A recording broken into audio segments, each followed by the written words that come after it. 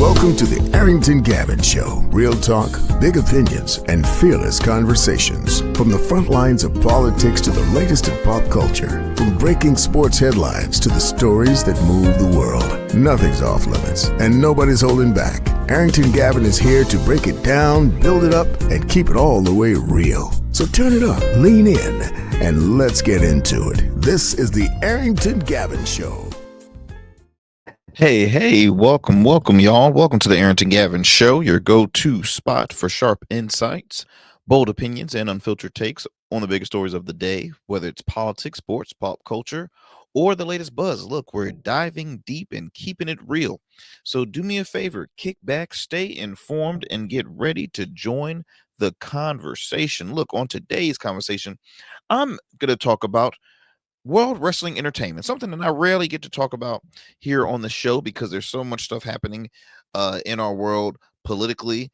But as you know, we speak a little bit about everything, sports, pop culture, the whole nine yards. So I want to talk about the WWE because they've been receiving a lot of backlash ever since they had a recent press conference announcing that WrestleMania 43, which will be held in 2027, it'll be in Saudi Arabia. Now, for all you diehard wrestling fans out there, because I consider myself a diehard now. I fell off a while, which is hard to kind of catch up naming every single. If you show me a picture of it, show me a picture of the individual, I'll be like, oh yeah, they're professional wrestler. I know exactly who that is. I know, but I might not know their name because there's so many. But first of all, the money has been the big conversation. The greed has been the big conversation happening in World Wrestling Entertainment. So, as I mentioned, a lot of fans are not quite happy with the where the location will be for WrestleMania 43, which will happen, like I said, in 2027 next year. It'll be held in Las Vegas. But two things that's an issue: pricing as well as location. Pricing is a big deal now. That's a conversation in World Wrestling Entertainment. And then also Saudi Arabia. Ooh, a lot of people are not too happy about that. So we'll talk about it here on the program. In addition to that, we have got to discuss more of the, I guess, fallback. Not really fallback, but the reaction of the return of Jimmy Kimmel, the late night show host who was recently suspended indefinitely, which lasted around like 4 to 6 days. Then he returned with a 17-minute monologue that I personally think was fire. Of course, it grossed large viewership numbers for cable viewership numbers as well as YouTube views. It garnered a lot. So now so many folks have been saying, is the left now gonna point at Jimmy as their leading guy in media? Not really for president, but this might be the next Joe Rogan for them, right? Oh, they're gonna have to lean more to Jimmy in this case. So there's so much to discuss. And of course, you got your critics that weren't too happy about Jimmy Kimmel's monologue or just even the return of Jimmy Kimmel. Of course, like yours truly out in Washington, President Trump wasn't happy at all. And in addition to that, we're seeing YouTube, which I happen to be a proud member of. YouTube has announced that they're going to be reinstating folks that they have suspended in the past that had spoken about misinformation. And so it's a lot. We're gonna talk about it. It's a lot we're gonna discuss here on the Arrington Gavin Show. So as always, I thank you all so much for taking 1 hour of your time to tune into the Arrington Gavin Show. Do me a favor, for those who happen to be watching us right now on YouTube, do me a favor, like, subscribe, share with a friend, share with family. We want to continue to grow our viewership numbers as well as our subs. And look, give us a thumbs up. That truly helps with the algorithm on our channel. So please do me a favor, continue support. If you love great conversation and you are tired of what you're seeing on your television screens, you're tired of seeing the whole fighting back and forth. You just want to see some cool conversations that are respectable, and excuse me, not respectable, respectful, as well as just having a great time. That's what you're going to get on the Arrington Gavin show. So again, I thank you. Like, subscribe, all that great stuff. You can tune into the program. We're available on all major digital and streaming platforms. I mentioned YouTube earlier. You can watch episodes on our Facebook page as well. You can also check us out on Goatverse TV. Download the app Goatverse TV. It's free. It's available in the App Store, Google Play Store, Roku, as well as Amazon Fire TV. So you can stream. You can check out past episodes of the Arrington Gavin Show on Goatverse TV. You can also listen to us wherever you get your podcasts at. We're available on all major podcast platforms. In addition to that, you can also listen to us on the radio airwaves. We happen to be in a couple of local radio, not local, but a couple of radio affiliates. One in New Orleans, WBOK 1230 AM. Shout out to WBOK 1230 AM. You can tune into the Arrington Gavin Show weeknights at 7 p.m. Central Time. On WBOK. Again, that is 7 p.m. Central Time, weeknights. And then we're going to move it on to the Metro Atlanta region to WDJY 99.1 FM Straight Talk. You can tune into the Arrington Gavin Show weeknights at 11 p.m. Eastern Standard Time on WDJY 99.1 FM. Okay, well, look, we haven't done this one in a while. Let's do a Black Excellence Report. Let's go ahead and do a Black Excellence Report. So if the name Sean Alexander sounds familiar, maybe it might sound familiar to you football fans out there, to your football gurus. Sean Alexander is a former NFL running back, former NFL MVP. Now, I remember back when he was playing. I mean, this guy was the stuff. When I tell you he was the top guy in the league during his career. He towards the end he kind of I would say trickled down, but at the end of the day, I look at it like this. This man accomplished something that not everybody can say they accomplished, and that is making it to the NFL. For one, completing a collegiate football career at one of the most known college football programs in Alabama. He was a first round 19th overall pick in the 2000 draft, drafted out of Alabama to the Seattle Seahawks. He can play for the Seahawks for 8 seasons. Then he did 1 season with the Washington Redskins, currently the Washington Commanders. But in 2005 was his breakout year. He was the league MVP. Also, he was the offensive player of the year, 3-time Pro Bowler. He competed in the Super Bowl.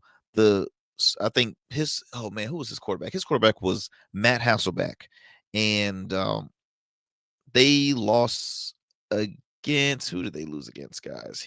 They lost against the Pittsburgh Steelers. I think that was the first Super Bowl that Ben Roethlisberger had won. That was back when they had Jerome Bettis in the backfield. But I think Sean Alexander, though, he played with the Seattle Seahawks, retired with a rushing yards of over 9,000 yards, 100 touchdowns, rushing touchdowns, over 200 receptions, over 1,500 yards in receiving yards. So, like I said, amazing stats. Well-respected guy in the NFL. So the reason why I'm bringing this Black Excellence Report is because it was announced that he and his lovely wife will be having their 14th child.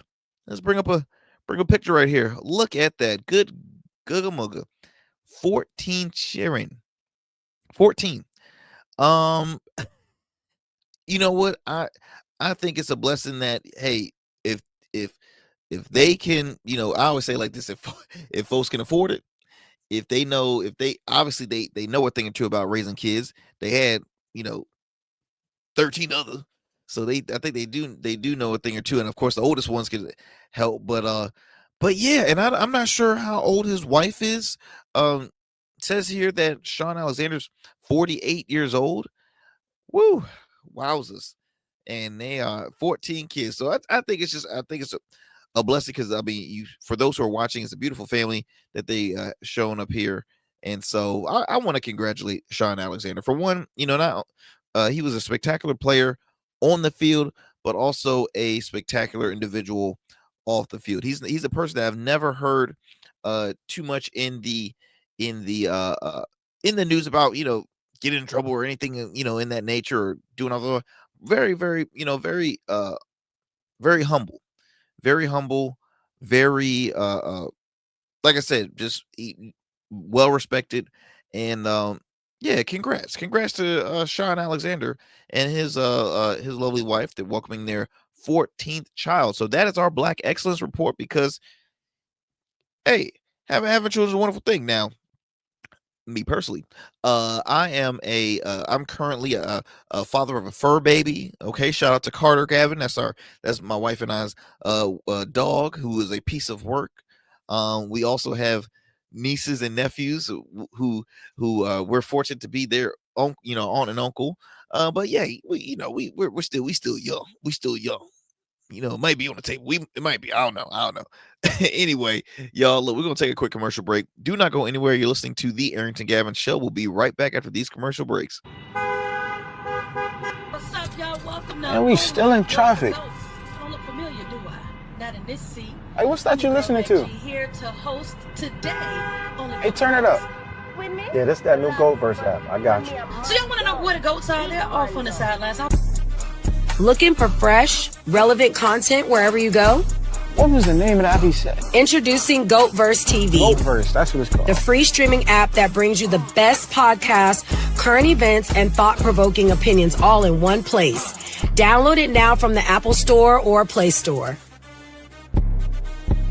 In GOATs, we trust. Order your beard care products with Rugged Evolution. We're your local beard care line that supports the maintenance of your full, mature beard. Our line includes conditioning shampoos, moisturizers, balms, oils, shaving lotions, and exfoliating soaps. These products moisturize, hydrate, nourish, and have all the natural ingredients for a healthy beard. Log on to our website or download our app to place your orders. Become a man of distinction with Rugged Evolution Beard Care. And remember, Rugged is the new smooth. GRASSROOT Learning Institute, LLC, is a hybrid learning center that strives to educate adults and children in all fields. During the day, we offer programs that are focused on developing students from pre-K to 12th grade, which includes tutoring, homeschool co-op, an after-school program, SAT, ACT prep, and many more engaging academic programs. Our adult education programs include workforce trainings, GED prep, life coaching, various seminars, and many more. Our vision is to train and educate in a positive way that will lead to a positive change in the world, one person at a time. For more information, visit us online at GRASSROOTLearningInstitute.com or call us at 757-208-7407.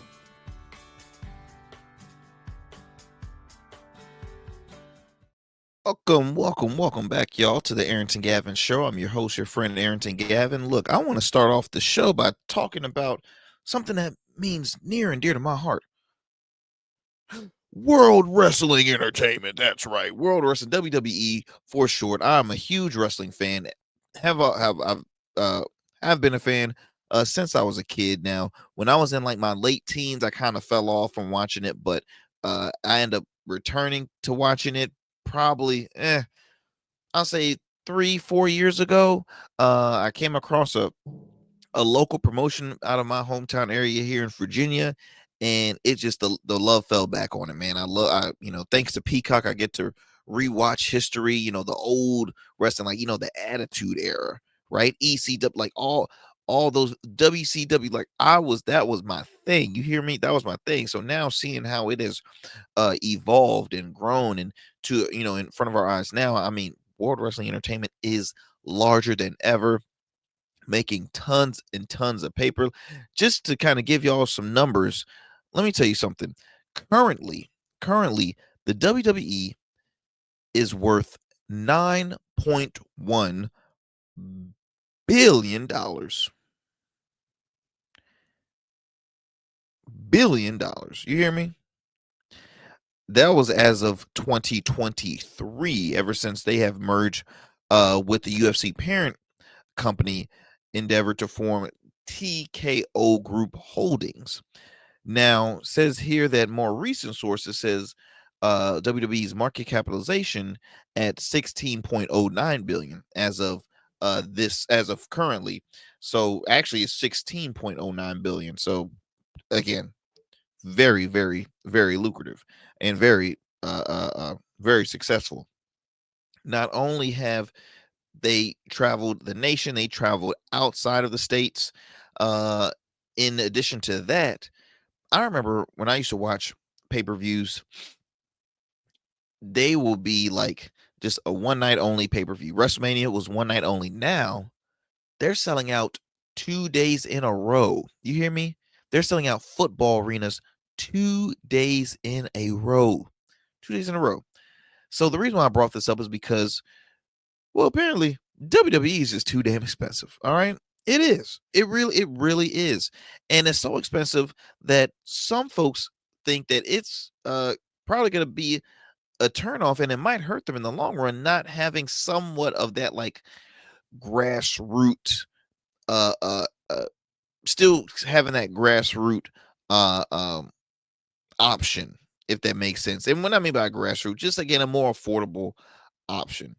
Here is a clip. Here's a soundbite of former WWE general manager and executive Eric Bischoff, who currently is Eric Bischoff is a part of the newest venture called what is it called? American. Let's see here. Which Eric Bischoff also was a part of the whole WCW brand too, which that's where he was really made himself well known. But he is currently, if I can find I think is it All American Wrestling? Hold on, there we go. He's currently the chief media officer for Real American Freestyle. So that was a company that he started with the late Hulk Hogan, and that's currently on Fox Nation. So you can go ahead and check that out. It's like I said, it's a new venture. So far, it's quite successful. If you let me tell you something, like them or love them, if you do any kind of business with Fox Nation or just the Fox Corporation, is pretty lucrative. Like I saw a commercial not too long ago. 50 Cent is now hosting a crime show. Out of all people, a crime show. Interesting. Anyway, anyways, let me go ahead and play you this soundbite here. Eric Bischoff was on a guest on Jonathan Coachman. Jonathan Coachman was a former WWE superstar. He was a announcer, wrestler as well, and he currently is a host, a personality on the Pro Wrestling Nation 24/7 channel on Sirius XM, and he had an opportunity to speak with Eric Bischoff. So let's check this out. Mark Shapiro last week saying, Vince McMahon back in the day, he priced tickets for families. We're basically not going to do that. We're going to continue to elevate our ticket prices. I don't know if they understand the wrestling business truly at TKO. What did you make of that statement? I was pretty surprised. And one of the reasons professional wrestling has endured as long as it has as a television property is because of the touring component, because it's a family event, and because the audience is a generational audience. Wrestling is one of the only forms of entertainment that travels to your town and performs live in front of you. And it's something that families can enjoy together. That creates a connection, a psychological connection. And then that 8-year-old kid turns into an 18-year-old, and he and his buddies are watching, turn into a 22-year-old in a frat house. Now they're throwing parties or bringing their girlfriends over, and they're watching, and then they end up having a kid, and the cycle starts all over again. When you take that component, that live connection component out of the equation, in the short term, you're fine. You're going to make more money. But in the long term, are you losing potentially a generation of fans that 15 years from now, you're going to wish you had. Mark Shapiro. I mean, spot on to what he just had said there. Spot on for what Eric Bischoff had said. And he's absolutely right. Because recently, I've only been to two. I'll say I've been to one live show. I've been to one, I guess they call it like a dark match or dark show, something like that, which basically means WWE, they'll go on these tours nonstop, but they will, they don't like always tape live. They have these dark matches, or dark shows where it's minimal. The light is not as fully bright as it normally is. It's not a full setup, but they keep their wrestlers active like 24/7. My dad took me when I was a kid, long time ago, at the Norfolk Scope. Got to see Ric Flair, got to wrestle. Got to see who did I else there? I got to see Batista. I mean, I got to see a lot of well-known wrestlers. And as a kid, I wish I could really. I mean, I didn't. I had a blast, but it's just like I wish I could relive that moment. But I had the opportunity to go to a live show not too long ago. But this was an AEW event. The reason why I'm bringing this up, guys, is because AEW was a bit more affordable. Now, it's a popular promotion, right? So AEW, to my knowledge, is the only company that so far has not been bought out by the WWE. WWE has partnered with TNA now, Total Nonstop Action, which was years back one of the competitors. It's no longer a competitor anymore because they do a lot of crossovers. But AEW still holding on strong to their own. One of the leading, one of the founders of it, co-founders, I guess you could say, last name Khan. He is the son of the owner of the Jacksonville Jaguars. So he got some paper, obviously. And so AEW is probably the biggest competitor for WWE just because they hold big arenas. They don't have the funds like them, but they hold big arenas. And like the average ticket price at a WWE event, let me just give it to you here. So between, let's see, close to $200 before fees to around $1,400 and some change. Okay, that is a lot of the average ticket price for a WrestleMania is at $1,200. They putting up Beyonce numbers, big. Like it's a turnoff for me putting this kind of money, because look, I've heard folks. I remember when I was at a live event, at AEW event, and folks behind me was already talking about plans on, because they make these into vacation trips. Yeah, we're gonna go to because I think it's SummerSlam is like in Philly this year. We're gonna go to Philly and this and that the other. I mean, if you're shelling alone $1,200, how much are you spending on a hotel? How much are you spending on food, gas? Isn't that like, it is crazy? And look, there's a lot of folks out there that got it like that. They can just go nonstop, and then there's some that just put all their money to wrestling. Now, don't get me wrong, the experience is historic. It is.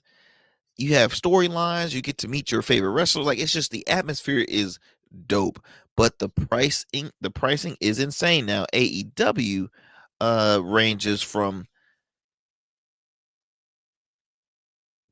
let's see here, rings. So you can say close. The cheapest tickets they have is $25. Now, ringside, this was at one of their recent I guess pay-per-views or one of their events in 2024. Ringside range from $1,800. Lord have mercy, y'all, man, too rich for my blood. I'll tell you that much. Y'all, I'm gonna need to get a raise to do that.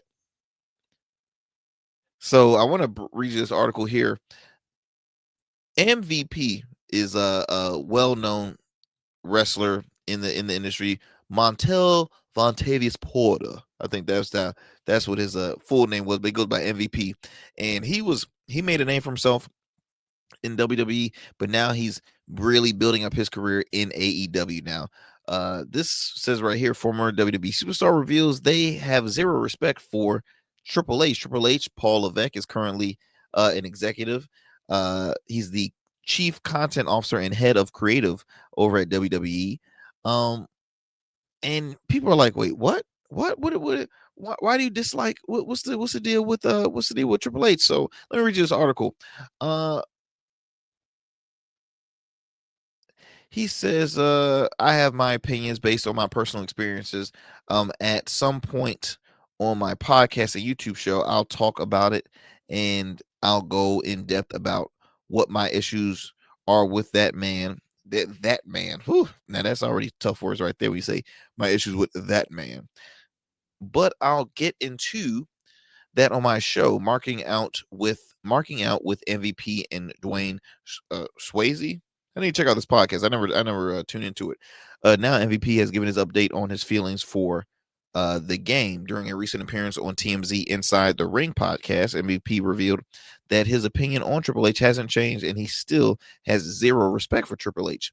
He says, I stand by those words. I have zero respect for him personally and professionally. While when I tell why, people will be like, okay, that makes sense. Because again, and I'll just say this, if I say something about you, I will say it to you. Why does everybody got to be picking fights out here? Like, just freaking say it, MVP. Just freaking say it. Because now you're starting to look like a person that just wants the attention drawn to you, which I ain't mad at you. Smart way to get publicity and exposure, especially when you work for the competitor of WWE. So I get it.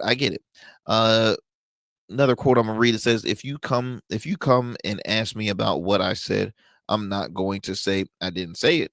I'm not going to deny I said it. I'm going to say, yes, I said that. Now what? Would you like to talk further? Where do we go from here? If I say something about you and you come and ask me about it, I'm not going to deny that I said it. I'll just leave it at that. So the deal is, okay, what is your frustration? Why do you not respect Triple H? It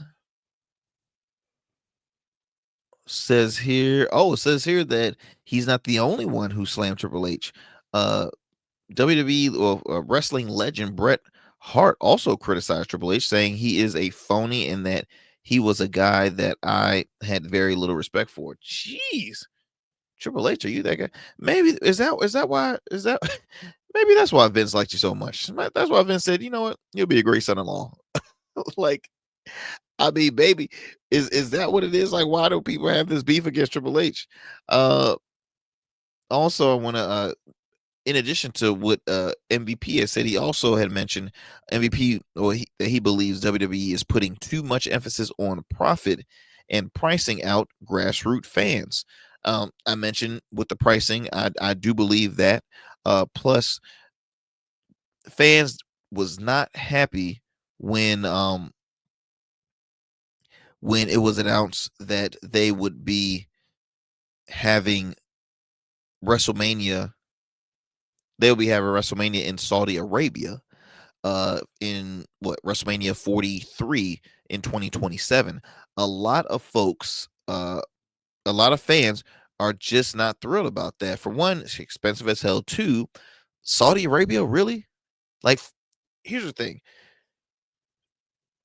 It's always controversial when you see somebody or a member of, say, royalty from Saudi Arabia that is pictured with an influencer or a famous person here in the States. Like, for example, Tom Brady was seen this past year pregame just chilling with a gentleman from Saudi Arabia, a wealthy individual who folks are still saying, who is this guy? Because this man was like in 3 popular events in one weekend. He was here, and then you also saw him at the Canelo and Crawford fight here, and then he was somewhere. I think he was on stage with Triple H when they had made the announcement about going to Saudi Arabia, so for WrestleMania. So a lot of folks are really not happy with this partnership. This is marking the first time the company's flagship event takes place outside the United States or Canada. The announcement came as part of WWE's partnership with the Saudi General Entertainment Authority, led by Turkey I'm gonna struggle with this one. Sound it out, Arrington. Come on, sound it out. Ala Sheikh. Ala Sheikh. Okay, perfect. And connected to the company's annual Riyadh Radi Season Festival. The move follows several other premium live events in Saudi Arabia under a long-term deal signed in 2018, but WrestleMania's relocation has triggered significant backlash. As I mentioned before, when it was announced, fan booed the announcement video and chanted, "You sold out." Likewise, WWE social networks, including Triple H accounts, are flooded with fans commenting, proclaiming they are sellouts. The crazy thing is, y'all, when they posted this on like their on Facebook and Instagram and all this stuff, there were more negative comments. I mean, even more thumbs down than it was thumbs up. Like it was very intense, very intense.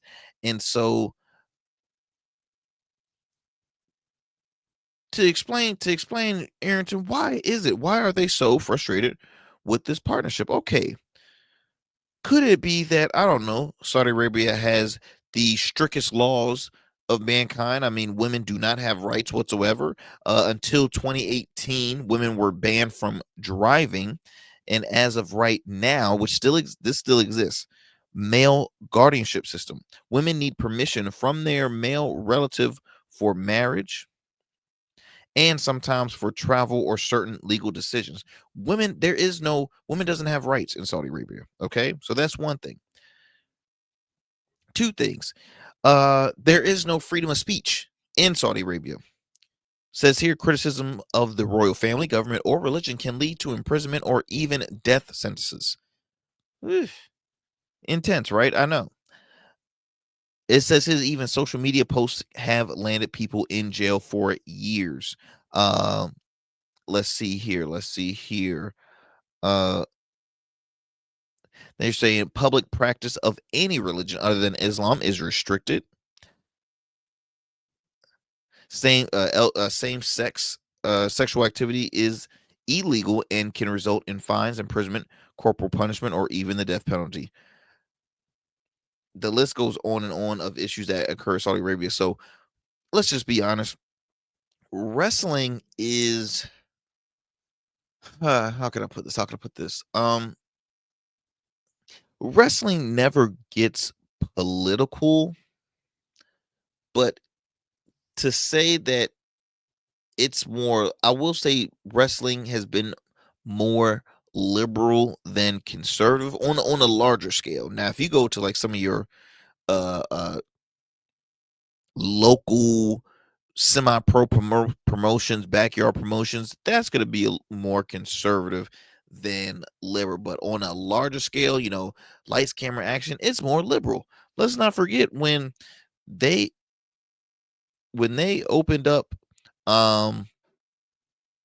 they start look, when WWE Raw debuted on Netflix, that was in, I want to say, was that in California? I believe when they started that, I think it was in California. They booed Hulk Hogan, the late Hulk Hogan. They booed him. When have you ever, besides when he was playing the heel in NWO, but as the the red and yellow coming in with the flag with Jimmy Hart, like they booed his ass, and the rest was history from there. I mean, it's more liberal. Again, I'll say it like this: it's more liberal than conservative. And so a lot of fans are not happy with this partnership. So MVP weighed in on the profit and pricing out grassroots programs. He says, "I'm weighing on words here because I want to make sure I said this the right way. I think there has been an emphasis on profit with the increasing corporatization of one side without regarding for the fans who help make the company what it is. Sadly, I think that happened in not just wrestling." He says, I think that AEW, we are still very concerned about the grassroots fandom. At the end of the day, it's all business. Very true. So with the growth of AEW never used to be expensive, as I mentioned earlier. It was never that expensive. They used to be pretty fair in pricing, but it is worth it. You got to look at the length of these shows. They don't do 2 days events, to my knowledge, but they do these long events, and see so many familiar folks from WWE is now gone to. I almost look at it as like the NBA and the Big Three. I think I'll compare it to that. The NBA and the Big Three. You see a lot of legends, a lot of icons from the WWE that's now head over to AEW.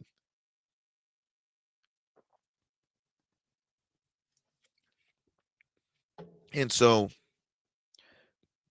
you already heard it from Eric Bischoff. He's like, yes, you're making money now, but is it going to help 15 years in the long run? Because at the end of the day, the cycle continues. These kids grow up to be fans. They get married. They take their girlfriend out, have kids. Their kids go, like, it's a growing process. But how can they do that if you continue to make it these astronomical prices? How? If you care more about making the profit, this and the other, like wrestling was always a family show. It was all about family shows rather than like bump the profit. We happen to make profit at the end, but let's actually enjoy and put on a show, create some household names, and call it Christmas. The WWE now creates millionaires, multi-millionaires. Those that are in leadership are damn near billionaires. Okay?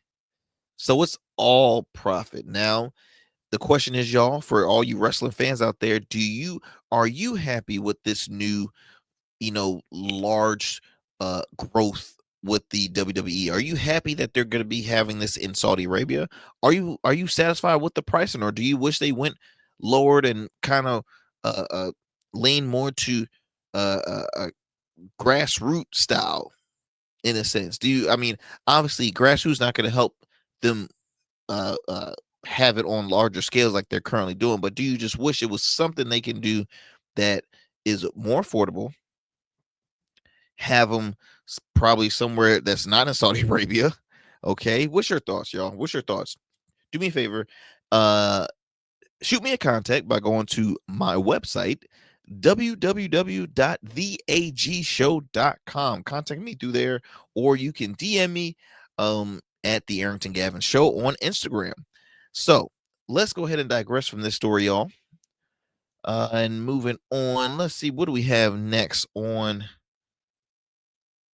the chopping block today? Let's see here. Here's something funny. I as a kid, I kind of wanted to be a wrestler. Yeah, I did. I kind of wanted to be a wrestler. And just because, like, look, these guys are buff. They got the looks. They got the girls. Come on, who didn't want to be a pro wrestler? People would chant your name. It's just some stunts, boy. Them stunts, couldn't do it. Because the funny thing is, I thought some of these wrestlers were untouchable until I started seeing them get older. And I'm sorry, but like, you look at guys like Kurt Angle. Kurt Angle's one of my favorite wrestlers, by the way. Kurt Angle has had multiple neck surgeries, back surgeries, you name. Like Kurt's still in hella great shape, but Kurt body look beat up. Hell, look at John Cena. John Cena walking with a hunch. That joker had. These got Shawn Michaels, Undertaker. Like, I'm telling you, they took a beating on their body. Randy Orton is still wrestling. I don't know when he gonna retire. You got Brock making some appearances now. The Rock made quite a long appearance. These guys, it's a lot now for the amount of money. Hey, look, they can invest in taking care of their body, making it last long, and this and the other. But it is quite yeah. It's a difference. It's a difference. Let's see here. What do I want to move it on next? Let me go ahead and transition to some politics. You know, that's how we do here. So let's see. What do I want to work with here? Let's go on and talk about YouTube here. So YouTube recently had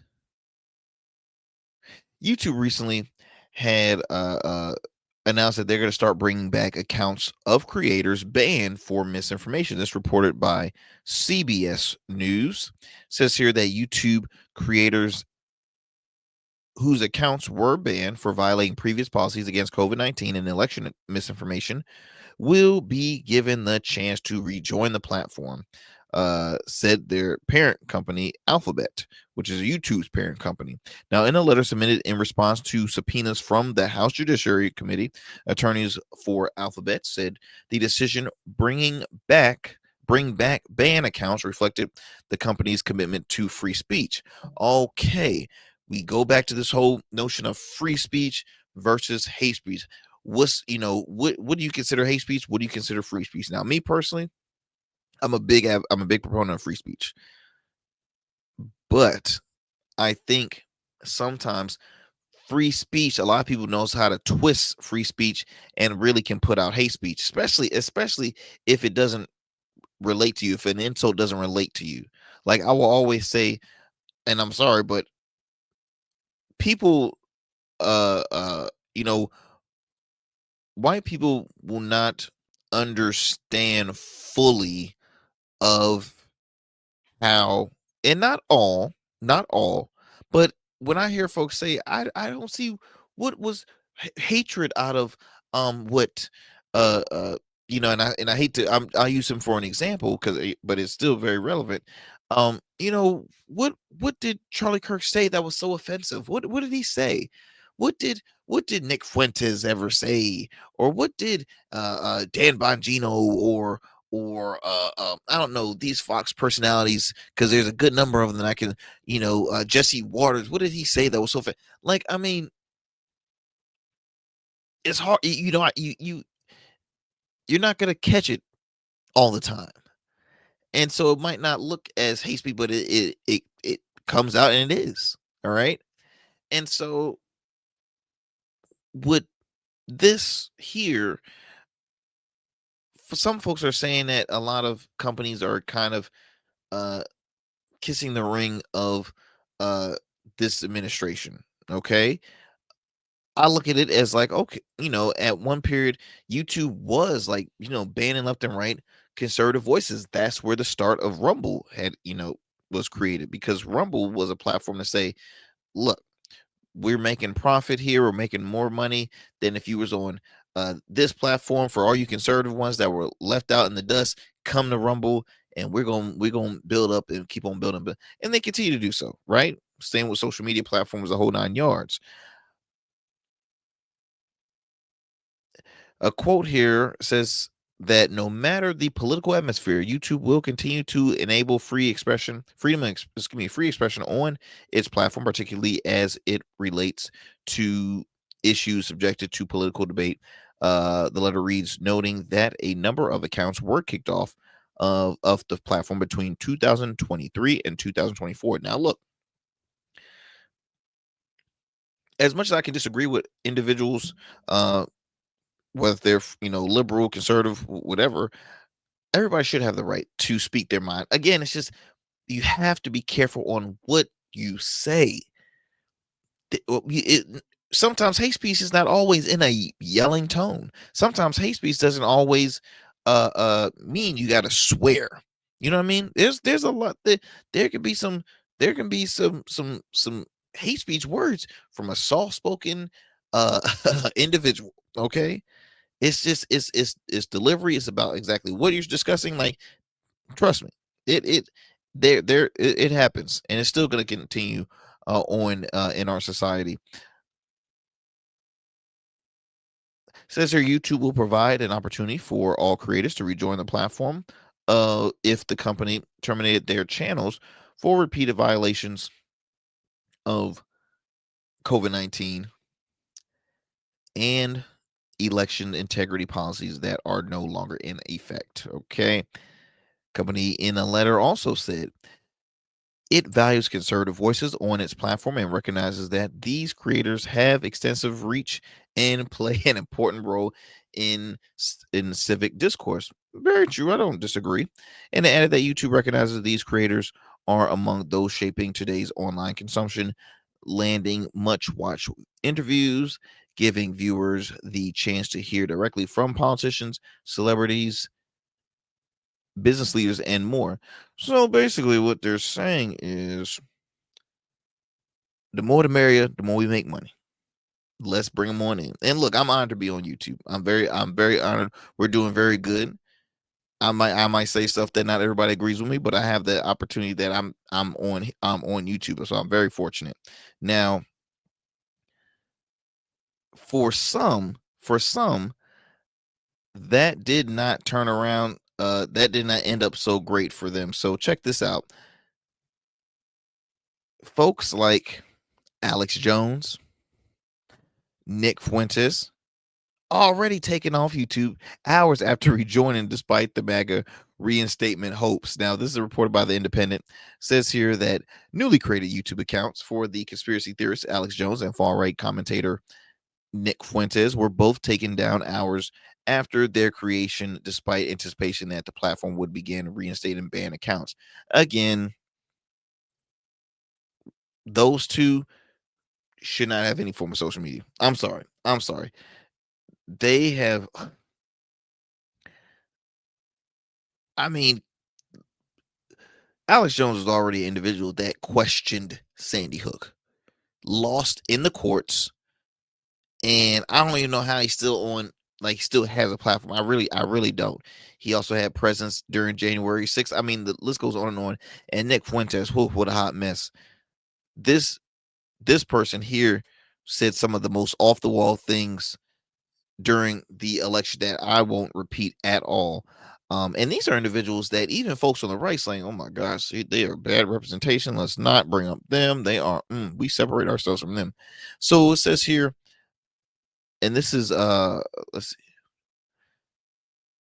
This was a quote by Brianna Morella of Jones Infowars Network. Said the censorship war is still on. It looks like they're trying to stop Infowars. They're trying to stop Alex Jones. Sounds a little ridiculous. Fuentes wrote on X, "Can't we just have free speech? I've been banned since 2020 and I was 21 years old." Many of the right had been expecting a flood of reinstated accounts in the company's days. Now, Representative Jim Jordan, which I actually heard him on News Nation not too long ago with Chris Cuomo talking about that. Jim Jordan, the Republican chair of the House Oversight Committee, shared a letter about YouTube's parent company, where Alphabet said it would give creators who were banned for repeat violation, as I mentioned earlier, a chance to rejoin. Now, Jordan, appearing to overstate the extent of the company's comments, he said this change will offer all creators previously kicked off of YouTube due to the political speech violation a return to the platform.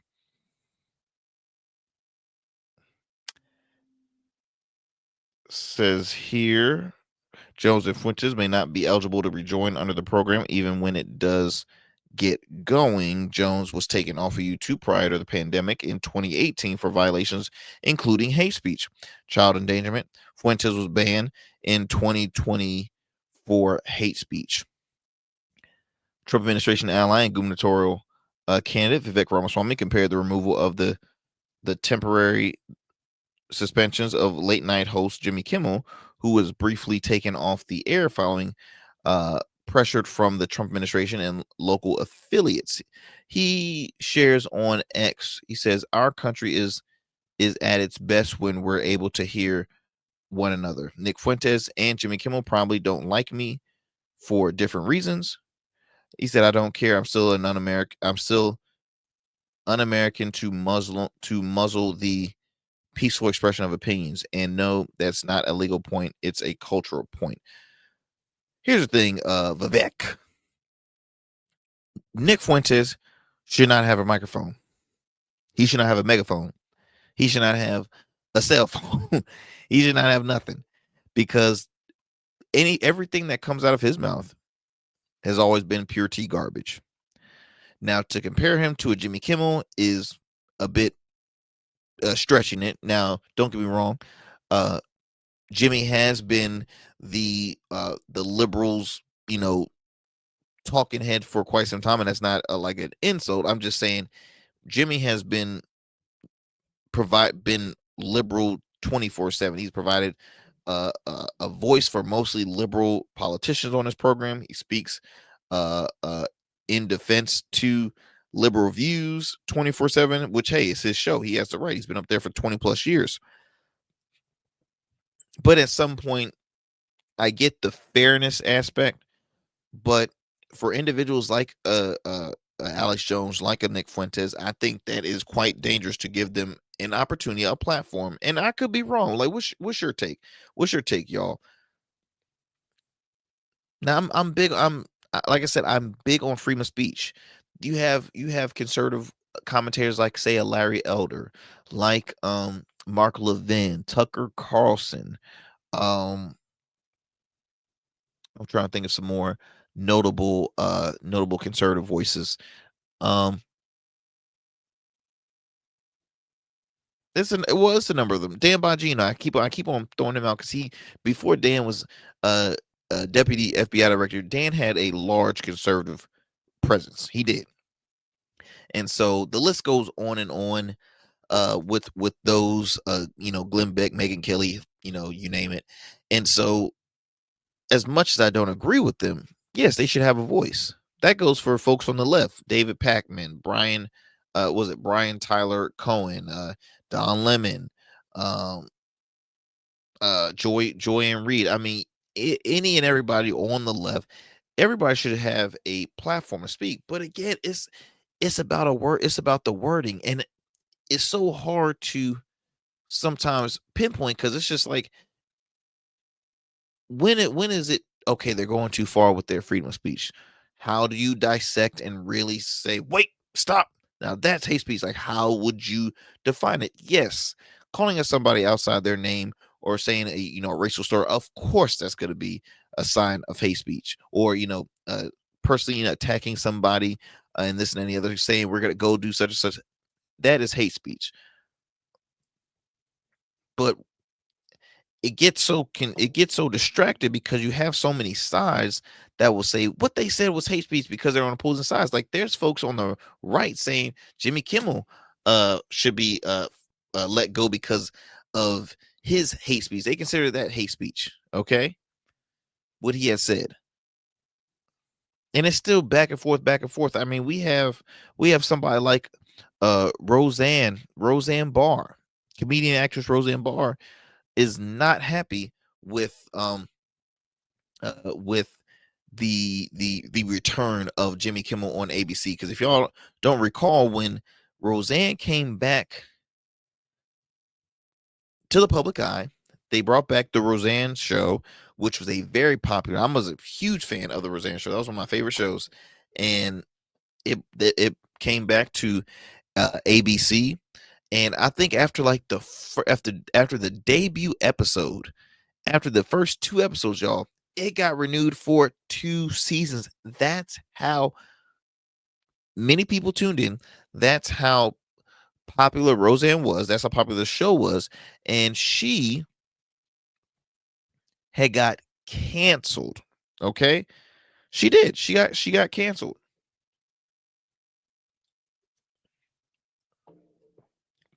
She got canceled because, if I can bring it up on my tablet here, Roseanne had got suspended, and this was back in like 2021? Oh man, 2018. It was 2018 when and Roseanne was openly, conservative. That was nothing holding her.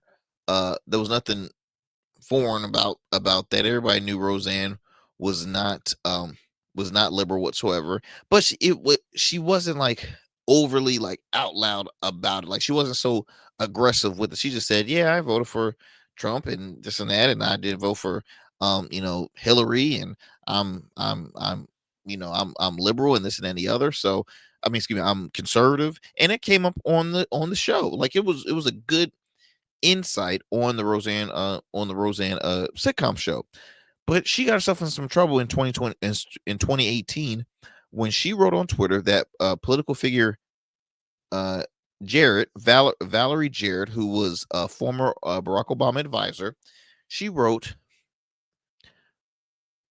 "Look like the Muslim brother," and I quote, "looks like the Muslim Brotherhood and Planet of the Apes had a baby." Now, for the longest, Roseanne said, "I thought she was white. I thought she was white. I thought," we're like, okay, but it still does not make it even better. But the fact that you thought she was white, which clearly she was not.